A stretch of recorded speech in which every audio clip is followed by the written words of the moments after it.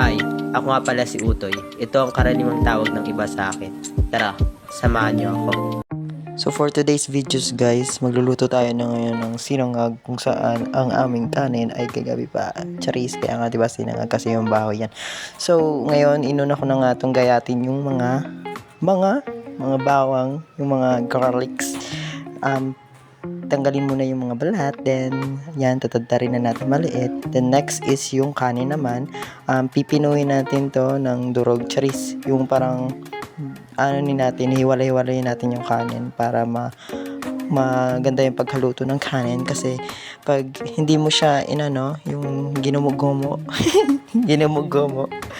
hindi siya maluluto ng maayos. So yan, ginamit ko na nga yung mahiwagang kutsara namin. Then after nyan, naghugas ako ng kamay, then kinamay ko na nga lang kasi ang hirap kasi rudus-rudusin, kumbaga sa Bisaya, yung kanin kasi ang tigas, tas malagkit rin. Then next na nga, nilagay ko na nga yung namin, yung fry pan, yung kawali. Then pinuksan ko na yung kapoy namin, yung kapangyarihan ni Perena. Then yan na nga, after nyan is nilagay ko na nga yung mantika para mapakuluan na ng maayos. Then sinunod ko na nga yung bawang at hintayin lang natin maluto. Huwag hayaang masunog yung bawang kasi papait yung ating niluto. Then alam nyo ba, yung bawang is pampadagdag ng amoy ng ating mga niluto. That's why ginawag siyang bawang. Charot. Yan na nga, pagkatapos ng maluto ng bawang is sinunod ko na yung kanin, which is yung bahaw namin yung kagabi. Marami talaga yung sinain ko kagabi para may pang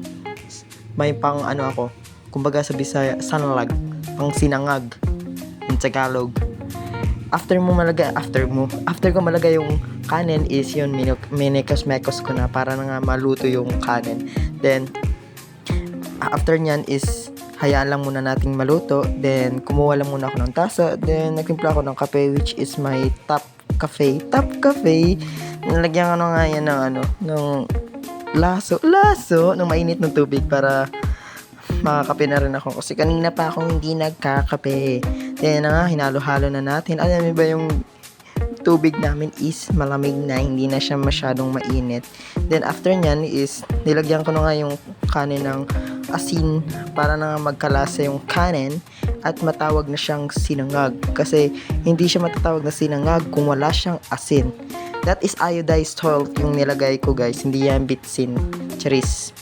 Then after nga yan, pinabayaan ko na muna siyang maluto. Then nagkape lang muna ako. That's me, that's you, it's me. Nag-drink muna ako ng coffee ko. Yung kape ko guys, hindi na mainit, kaya yan, inubos ko na lang yung kape ko diretsong pag-inom. As in, parang hindi talaga siyang mainit, kasi kagabi pa nga yung tubig na mainit namin. Then yan na nga guys, sinunod ko na nga hugasan yung takip ng kawali para after kung maluto yung sinangag, tatakipan ko na para hindi madumihan. Syempre, hugasan natin yan with our smart sinungaling, charis. Yan, after na nga yan guys is binalikan ko na ngayon niluluto kong sinangag at minikas-mekos ko na nga kasi maluluto na yung aking nilulutong sinangag. In English, my fried rice. Yan na nga guys yung finished product ng ating fried rice. Tapos na nga. Then may tira pa nga ditong ulam namin kagabi, which is our fried fish yung niluto kong pritong isda kagabi. Then that's it guys. That's all. Bye-bye!